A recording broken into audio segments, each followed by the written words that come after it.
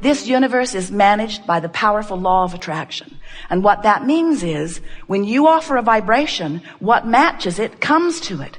So can you even begin to imagine? It's not easy for you from your physical format. What must be amassing around the source energy part of you? The part of you that only focuses upon love and well-being and expansion. Can you imagine what that vortex of creation must be like that is swirling? That's what eternity is based upon. It is physical beings coming forth and exploring and knowing what they don't want, and then more clearly sending a vibrational rocket of desire about what they do want. And when that rocket of desire emanates from you, the source part of you receives that rocket and becomes it vibrationally and literally, and holds steady to that newly amended asking eternally. And when that occurs, law of attraction then begins to amass all compatible components. So hear this. So here you are, billions of you, banging around together, knowing what you don't want, sending out rockets of what you do want. So let's say your planet's in a bit of upheaval, maybe economic, which causes you to ask for more stability, maybe ecological, which causes you to ask for more stability, maybe some of the peoples of your planet are warring, making you ask for more harmony.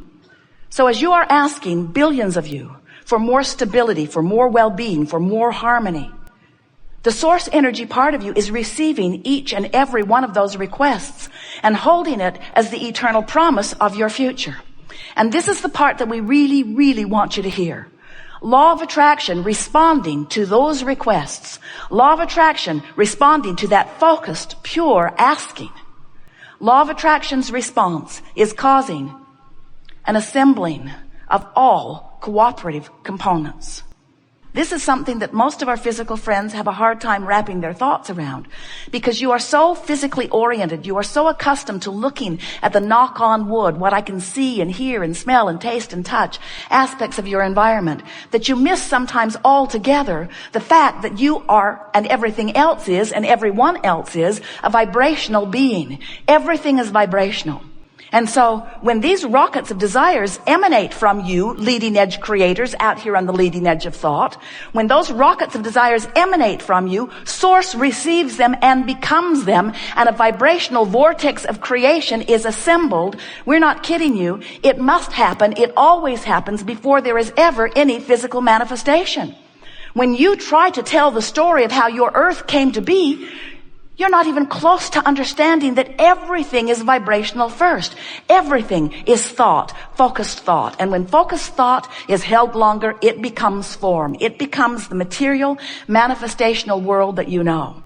So when we speak to you today, all day, and we will, about these rockets of desire and about this vibrational vortex of creation that is assembling on your behalf, we want you to understand that this is not some airy-fairy metaphysical talk of some dead person who understands vibration and is trying to make some fairy tale to make it easier for you to understand the concept of it. This vortex, this vibrational vortex, is a reality that is the precursor of everything that you know to be reality. It's not something to be sloughed off. It is vivid and real. What you are asking for has been answered and is done. And all cooperative components have been vibrationally assembled. The question that you really want to ask yourself, am I in my physical body, having banged around and having known what I don't want and having asked and asked and asked and asked, and now source and non-physical and law of attraction have assembled all cooperative components? Am I a cooperative component? Am I in a vibrational stance that this vortex can take me in and show me the answer, show me the answers to my questions and the solutions to my problems, show me the manifestations to what I have carved out of my life experience? And the answer is held in the way you feel in any moment in time. If you are full of love, you're in the vortex. You're in the vortex and you are seeing the obvious unfolding. The next logical step just keeps showing up for you. You're in the right place at the right time. You rendezvous with the right people. You're having fun along the way. New ideas keep being born. You never have a moment's doubt. You are knowing who you are. You are feeling the confidence of your being. You are tuned in, tapped in, turned on. You're in love with life. You're in love with others. You love yourself. You're thriving in all possible ways. You're in the vortex. But if you're not in the vortex, if you feel fear, you're not anywhere near it. If you feel hate and anger, you're not anywhere near it. If you're overwhelmed, you're not anywhere near it. Well, you're closer, but still not close enough to get in it. When you feel hope now, when you feel hope, you're on the brink of being inside this vibration. When you feel hope, in fact, this vortex of attraction is strong enough that in hope, which has very little resistance in it, the vortex will take you in and show you something so vivid that your hope will move right to belief immediately. And if you can sustain belief, then you can sustain being in the vortex. And when you sustain a period of time of being vibrationally aligned enough that you are allowing yourself, by law of attraction, to be inside this vortex, now things are showing up for you. And people who are watching you, whether they're in the vortex or not, people are noticing big things are happening with you. They say, why are you the lucky one? Why do you always get what you want? Why do things always work out for you? Why do you sing like an angel? Why do you have clarity? Why does your body move in the way that it does? Why is health yours, always yours? Why are you always vital and alive? Why do you feel so good? Why is your humor so on target? Why do people like to be around you so much? Why are you so loving all the time? Why do you feel so much love from others? Why are you always living the best of life? And if you really want to help them out, you'll say, I figured out how to focus myself by paying attention to the way I feel, close enough to my vortex of creation that it takes me in often and shows me the very good life that I have carved out of all that I have lived. Do you know that you are vibrational beings more than you are anything else? You are so good at interpreting vibration that you see this time-space reality around you, and it has convinced you in your interpretation of it that this is the real world, this world that I can see and hear and taste and smell and touch. This is the real world. And we want you to know that while you are interpreting with all of those senses, that you are interpreting on many vibrational levels of your being. Vibrations abound all around you, and you are the attractor of the vibrations that abound. Now, many argue with that. They say, no, Abraham, I walk into a room and what's there is what I get. And we say, well, have you ever been an eyewitness to something that someone else was an eyewitness to and discovered when you read the reports that you saw very different things, even though you thought you were looking at the same thing? Because who you are and what you believe while you are witnessing it completely colors the way you interpret whatever it is that you see. And if that's true with what you see and hear, have you ever been with a dog who perks up and you say, stop it? But the dog is responding to something vivid that it hears or smells. The other day, Jerry and Esther were in a campground, and a man walked by with a beautiful dog. And as they walked by, the dog turned around and looked in the direction of Esther, could not seem to take its eyes off of Esther. And Esther was so flattered. Esther thought, oh, that dog sees energy. And that dog who's tuned in, tapped in, turned on, knows the beauty of my vibrational being. And then Esther got a whiff of what the dog had smelled before her. Someone was emptying their sewer down the way, and the dog smelled it 15 seconds before Esther did. Dogs smell things you can't smell. Dogs smell things you don't want to smell. They interpret differently than you do. Same environment, different depths of interpretation. There are people who can hear things that you can't hear. There are animals that can hear things that you can't hear. You are all, whether you are beast or human or molecule, you are all vibrating beings and sensual, sensitive beings. But you have levels of interpretation that go far beyond your physical senses. And what they are vibrational interpretations. You get impulses to move or impulses to consider. You get impulses that you're picking up from all around you. But this is always true.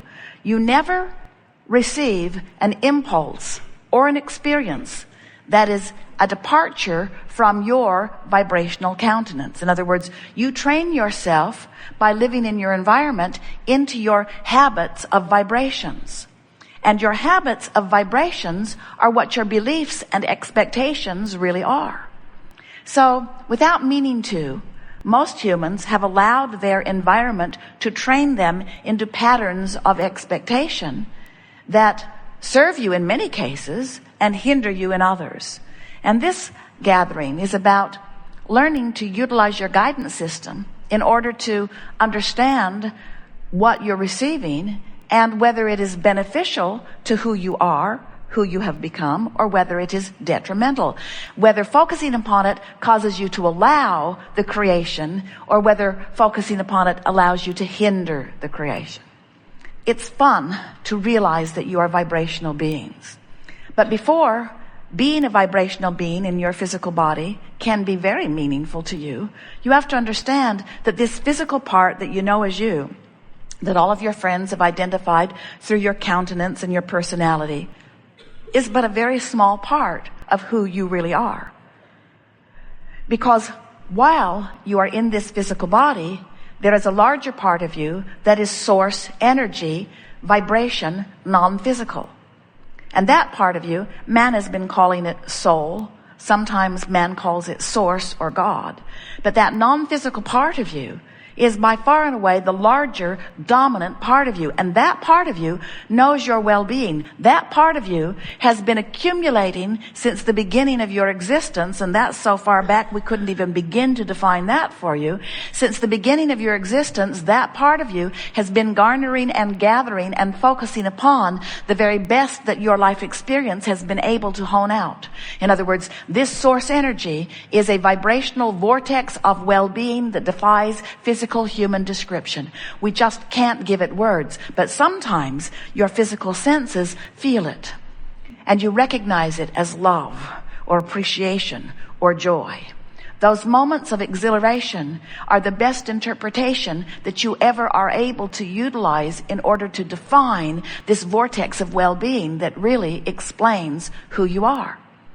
So in those moments that sometimes flash in your experience, where you feel that exhilaration, where you feel that feeling of at oneness, when you feel that satisfaction that is so warm and beautiful that it is like a hug of loves or appreciation from the inside out, when you feel that rapture that you would maybe define with the words well-being, that's a moment when there's no resistance within your physical countenance and you've allowed a perfect blending between you and you. That perfect blending between you and you is what we call allowing. And the art of allowing is just figuring out how to do it. We're not trying to get you to hook up and stay there. You do that when you're only non-physically focused. But as long as you're here in this physical body, you've come with the purpose of exploring the contrast, because the contrast helps you and us to focus. When you know what you don't want, when you worry about your world ecology or your world economy or anything that is going on in your world, personal or broader, when you worry about it, you launch a request for the improvement that matches the degree to which you have worried. So those who worry a little ask for a little improvement. Those who worry in a big way ask for big improvement. And as billions of you are upon this planet in any moment of time, you are contributing mightily to this vortex of creation that future generations will spring forth from. That's why you don't need to worry about your planet petering out or about your world diminishing or about the bad parts of your world taking over. The bad parts of your world cannot take over because the best parts of your world are being synthesized from the mix. And the best parts of your world are going into the vibrational escrow, and Source is holding them, and new generations will be born from that pool of knowledge. That's why when the babies come forth, it takes you a long time to convince them that the world is bad, because they know the goodness of it when they get here, you see.